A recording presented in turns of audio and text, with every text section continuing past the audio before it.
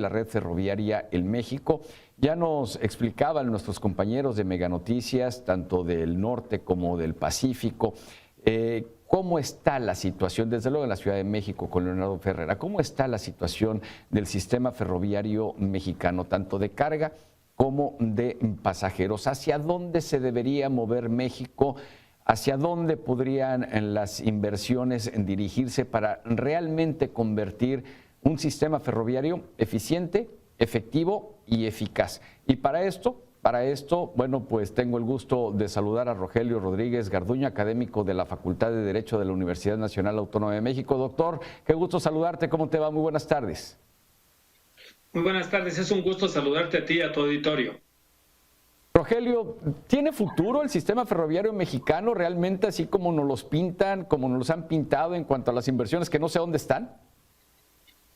Bueno, Eduardo, tenemos que reconocer que hoy estamos en una situación diferente, por fortuna, a la que teníamos hace 3, 4 años, porque el sistema ferroviario fue abandonado desde el sexenio del presidente Zedillo, fue suspendido en su totalidad, es más, casi eliminado. Y la planeación ferroviaria en México se abandonó reduciéndose a meros servicios de carga y algunos servicios turísticos como cuestiones secundarias o subsidiarias del movimiento de personas y mercaderías, cuando en realidad el transporte ferroviario en un país como México debía de ser cuando menos un medio de transporte con un 70% de participación. Esto no sucedió, por el contrario, se eliminó la posibilidad del transporte ferroviario, dando lugar a una mayor participación del transporte terrestre camionero. ¿Por qué digo yo que por fortuna esto parece empezar a revertirse? Porque tenemos el tema del proyecto de Tren Maya, que en medio de lo polémico que pueda resultar, el tema del Tren Maya es una participación histórica de infraestructura ferroviaria en nuestro país.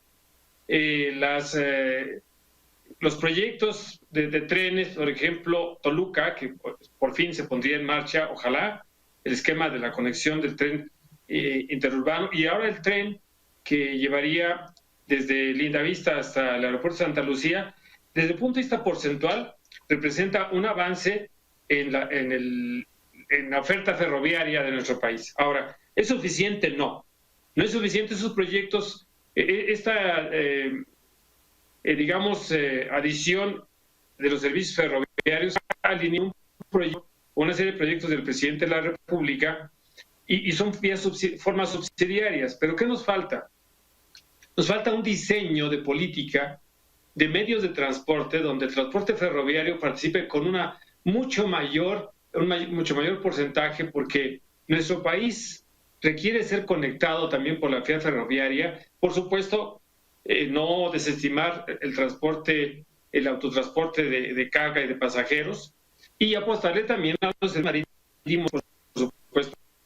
El transporte ferroviario porfirista y hasta el gobierno del presidente Zedillo, digamos que se mantuvo sin un desarrollo necesario y hasta que finalmente fue casi suprimido, Eduardo.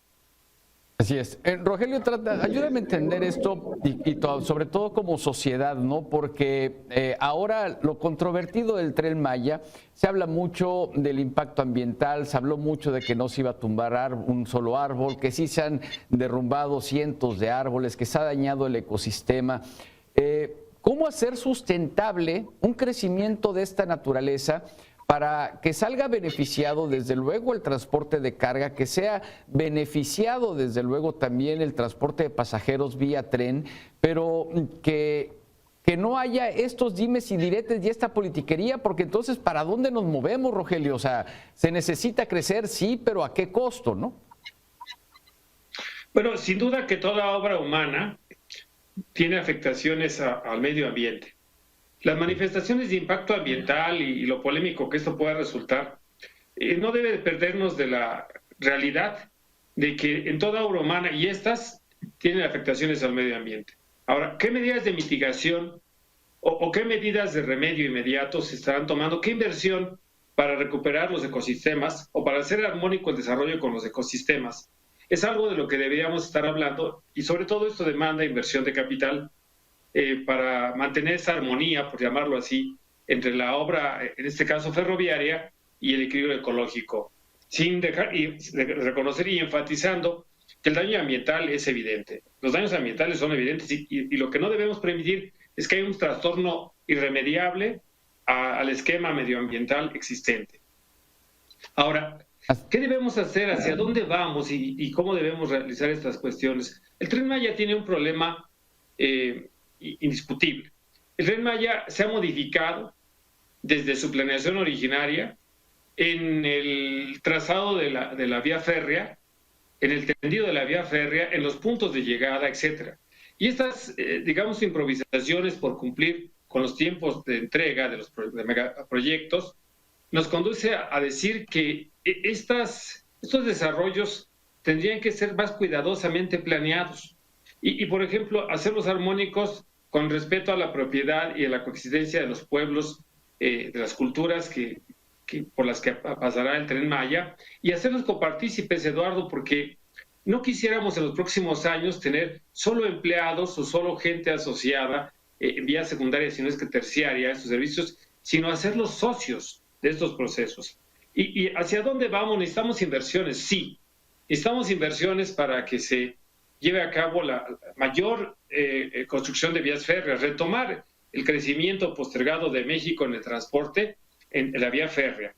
Esas inversiones tendrían que ver indiscutiblemente de un programa de gobierno que dé certeza a la inversión y la coparticipación en lo que quizá hoy con dificultad se acepta, que es la asociación pública-privada. Esta asociación pública-privada donde el gobierno dé como parte, por un lado, la certeza de la inversión, participación en los proyectos del capital privado, pero además tendentes y orientados hacia el desarrollo social, con participación de la sociedad. Luego, si estos factores se conjugan, tendríamos inversionistas que podrían meter el dinero, el gobierno, los compromisos, quizá también inversión de salida, y después ser cuidadosos en las concesiones. Esto es que no sean simples cheques en blanco las concesiones para que las tarifas y el mantenimiento y el servicio se deteriore como pasa en algunos casos en las concesiones de carreteras, Eduardo. Así es. Parece mentira, pero yo no me puedo imaginar, Rogelio, una construcción como el Canal de la Mancha, este ejemplo de una obra no nada más en cuanto a su arquitectura, sino a su ingeniería estructural, estos 50 kilómetros que unen por debajo del Canal de la Mancha a Francia y Reino Unido. Pues, ¿qué hubiese pasado si algo así, o qué pasaría si algo así se quiere construir en México entre los ambientalistas, los políticos, los partidos de oposición, el partido en el poder, el no querer invertir? Ay, yo no sé qué pasaría si se quisiera hacer un proyecto de esa magnitud. Lo que debe pasar, creo que los mexicanos podemos hacer eso y más. Sí. Pero lo que debe pasar es que debemos hacer participar a la sociedad y a las comunidades y escucharles y hacerlos, insisto, como decía hace un momento Eduardo, copartícipes del proyecto. No es lo mismo que a mí me desplacen, que tenga que se me expropien las tierras y me vaya a trabajar de bracero, a que sea socio del proyecto, a que yo y mis generaciones futuras puedan coparticipar en ese negocio, porque son negocios finalmente. Eso por un lado. El tema medioambiental, como sostuve hace un momento, y creo que eso es indiscutible, hay una afectación al medio ambiente, pero la contraparte es un beneficio, por ejemplo, a la movilidad, ahorro en los tiempos de conexión, posibilidad del mejor manejo de mercaderías, progreso para hacer conectar a las comunidades. Si esa vocación social se sostiene y si además hay recursos y compromisos de los inversionistas para llevar a cabo las medidas de mitigación y restauración del daño ambiental, por supuesto que México se subiría a este tren, hablando de trenes. Así es, y ojalá se suba. Rogelio, gran análisis el que nos compartes. Te agradezco el que hayas estado con nosotros esta tarde aquí en Mega Noticias. Te deseo una excelente tarde. Eduardo, el gusto es para mí. Saludos al auditorio nuevamente.